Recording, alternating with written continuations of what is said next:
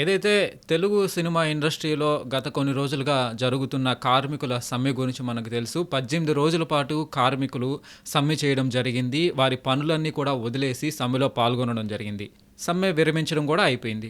So, ఫైనల్‌గా ఏం జరిగింది? ఏం సాధించారు? కార్మికులకేమన్నా దానివల్ల లాభం ఏమన్నా జరిగిందా అనంటే ఏమీ జరగలేదు. కార్మికులైతే ఇంకా ఆందోళన చెందుతున్నారు. మాకు న్యాయం జరగకుండానే సమ్మెని ఫోర్స్‌బుల్‌గా ముగించేశారని చెప్పేసి కార్మికులు ఆందోళన చెందుతున్న పరిస్థితి. మరి ఎందుకు సమ్మె స్టార్ట్ చేసినట్టు? కార్మికులకి న్యాయం జరగనప్పుడు ఎందుకు ఆపేసినట్టు?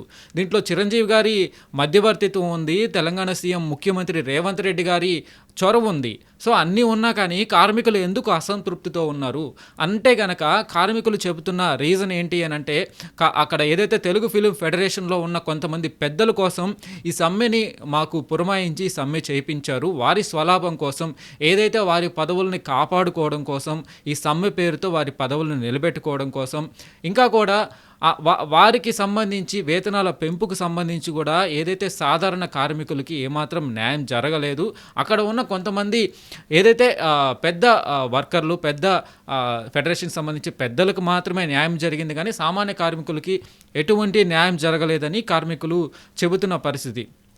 మరి ఏ ప్రాతిపదికన ఈ సమ్మెని విరమింపజేశారు? ఏ అంశాలు దీంట్లో వారి సమస్యకు సంబంధించి కొలిక్కి వచ్చాయనంటే గనక ఇక్కడ ఇంకొన్ని విషయాలు, కొత్త విషయాలు బయటకొస్తున్న పరిస్థితి ఉంది. ఇటు ఏదైతే ఫిల్మ్ ఫెడరేషన్‌కి సంబంధించి కూడా కొంతమంది యూనియన్స్ ఉండడము, ఆ యూనియన్స్‌కి సంబంధించి కూడా ఆ యూనియన్‌లో ఉండే ఫైట్ మాస్టర్లు కావచ్చు, కొంతమంది ఫైట్ మాస్టర్‌లకు సంబంధించి కొంతమంది యూనియన్‌లు ఉండడము, ఆ యూనియన్‌కి సంబంధించి ఖచ్చితంగా ఇక్కడ కొత్త విషయాలు ఏంటంటే స్టంట్ మాస్టర్స్‌ని చిన్న సినిమా వారు కానీ, పెద్ద సినిమా వారు కానీ, పెద్ద సినిమా వాళ్ళకి ఏం ప్రాబ్లం లేదు. వారు ఎలాంటి ఖర్చులైనా భరించగలుగుతారు. కానీ చిన్న చిన్న సినిమాలు తీసేవాళ్ళు కూడా స్టంట్ మాస్టర్లు వారు డిమాండ్ చేస్తూ ఖచ్చితంగా వారి సినిమాలో ఫైట్ తీస్తే గనక ఖచ్చితంగా మమ్మల్ని పెట్టుకోవాల్సిందే, మాకు వేతనాలు ఇవ్వాల్సిందే, మాతో పాటు మా వర్కర్స్ వస్తారు, మేనేజర్ వస్తారు, ఎవ్రీథింగ్ మీరు భరించాల్సిందే అని చెప్పేసి వారు కొన్ని షరతులు పెట్టి చిన్న సినిమా నిర్మాతలను ఇబ్బంది పెడుతున్న పరిస్థితి కూడా బయటకు వచ్చింది.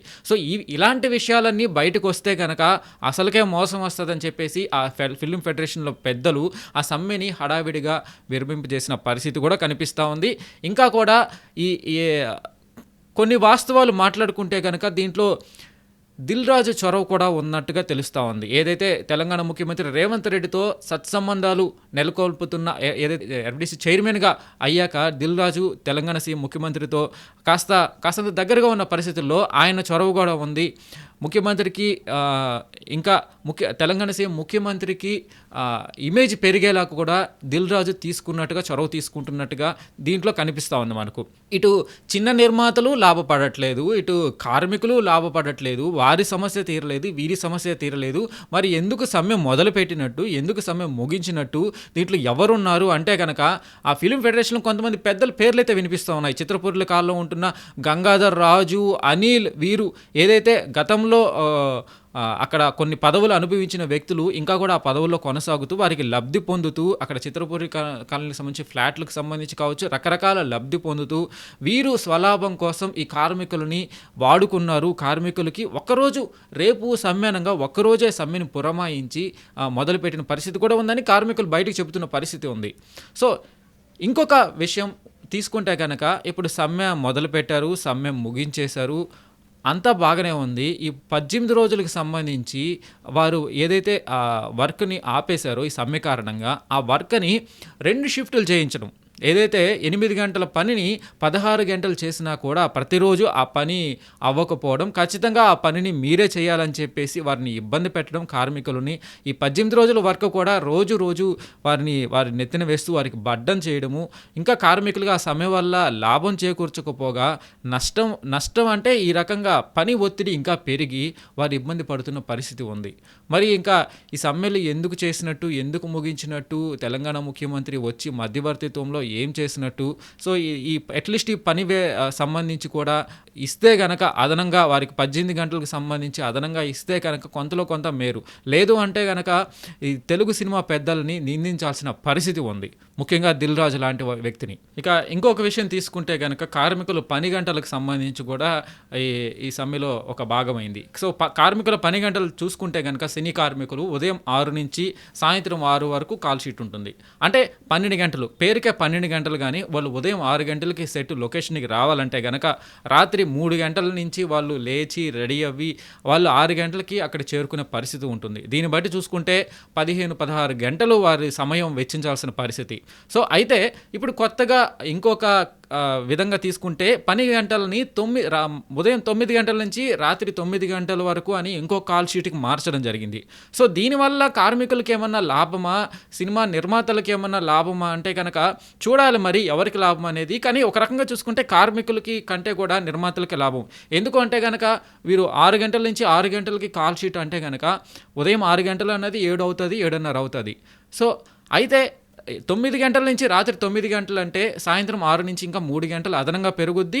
పొద్దున వచ్చే కాల్ షీట్ కూడా కలిసొస్తది. సో, ఏ రకంగా చూసుకున్నా నిర్మాతలకు లాభం. కార్మికులకి అంతగా లాభం ఉండకపోవచ్చేమో అని అయితే అనిపిస్తా ఉంది. చూడాలి మరి కార్మికుల తర్వాత వారి పరిస్థితి ఏంటి? వారు ఎలా స్పందిస్తారనేది కూడా. ఈ పని గంటలకు సంబంధించి కూడా ఒక రకమైన కాంట్రవర్సీ ఉంది. 6 నుంచి 6కి కాకుండా 9 నుంచి 9కి అనేది కూడా కాస్తంత కాంట్రవర్సీగానే కొంచెం కార్మికులు ఇబ్బంది పడేలాగే అనిపిస్తున్నట్టుగా కూడా తెలుస్తూ ఉంది. సో, చూడాలి మరి ఎంత సమ్మె చేసి ఎందుకు సమ్మె మొదలుపెట్టారో ఈ సినీ కార్మికులు, ఎందుకు మధ్యలో ఈ పెద్దలు విరమింపజేశారో, వారి తెలంగాణ ముఖ్యమంత్రి చొరవతో, చిరంజీవి చొరవతో ఏం న్యాయం జరిగిందో కార్మికులకి. న్యాయం జరిగితే వారు ఇంత గగ్గోలు పెట్టరు కదా. సో, సినిమా పెద్దలు ఆలోచించాలి కార్మికులను కూడా. ఇంకొక విషయం మాకు అర్థం కావట్లేదండి. 100 కోట్లు, 200 కోట్లు బడ్జెట్లు పెడుతున్నారు. ఈ కార్మికులకి ఇవ్వకుండా, జీతం రూపంలో కార్మికులకి ఇవ్వకుండా ఆ డబ్బులన్నీ ఎక్కడికెళ్తున్నాయి? హీరోలు, డైరెక్టర్లు రెమ్యునరేషన్లు తీసుకుంటూ, ఏదైతే సామాన్య కార్మికులకి ఏమాత్రం న్యాయం జరగకుండా వారితో గొడ్డు చాకిరీ చేయించుకుంటూ ఆ 100 కోట్లు, 200 కోట్ల బడ్జెట్టు సినీ కార్మికులకి కొంతలో కొంత వారి జీవితాలు బాగుపడేలాగా చూడాల్సిన పరిస్థితి కూడా సినిమా పెద్దల మీద ఉంది. ఎందుకనంటే స్వార్థంగా ఆలోచించకుండా సినిమా ఇండస్ట్రీని నమ్ముకున్న కార్మికులను కూడా కాస్తంత పెద్దలు గుర్తించాలి. ఇంకా ఏదైతే ఈ యూనియన్కి సంబంధించి పెద్దలు ఉన్నారో, చిన్న చిన్న నిర్మాతలను ఇబ్బంది పెడుతూ ఉన్న యూనియన్కి సంబంధించి ఫైట్ మాస్టర్ యూనియన్, స్టంట్ మాస్టర్లు అంటూ చిన్న నిర్మాతలను ఇబ్బంది పెడుతున్న వారి గురించి కూడా చిన్న నిర్మాతలకి న్యాయం జరిగేలాగా ఈ పెద్దలు చూడాల్సిన పరిస్థితి అయితే ఉంది. Thank you so much.